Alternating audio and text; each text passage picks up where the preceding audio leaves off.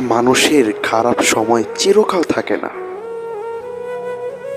একটা সময় পরে মানুষের ভালো সময় আসে, মানুষ সফল হতে শিখে।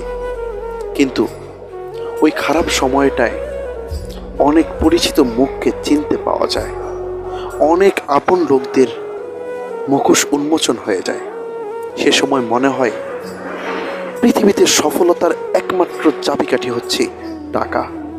যদি তোমার কাছে টাকা থাকে তাহলে তুমি একজন মূল্যবান ব্যক্তি। যদি তোমার কাছে টাকা না থাকে, হাজারো যোগ্যতা থাকে, সেই যোগ্যতার বিন্দু পরিমাণ কোনো ভ্যালু নেই। তোমার যোগ্যতা ধুয়ে মানুষ পানি খাবে না। তুমি টাকা ঢালতে পারলে, যেমন ভাত ছড়ালে কাকের অভাব হয় না, ঠিক তেমনইভাবে টাকা ছড়ালে মানুষ নামক ব্যয়গুলোর অভাব হয় না। তোমার পিছে পিছে মানুষ ঘুর ঘুর করতে থাকবে। যতক্ষণ পর্যন্ত তোমার টাকা থাকবে, তোমার পজিশন ভালো থাকবে, ততক্ষণ পর্যন্ত মানুষ তোমার পিছনে পিছনে ঘুর ঘুর করতে থাকবে। আর যখন তোমার টাকা ফুরিয়ে যাবে, দেখবে তোমার পাশে দাঁড়ানোর জন্য একটা মানুষকেও তুমি খুঁজে পাবে না। এটাই চিরবাস্তব এবং চিরসত্য কথা।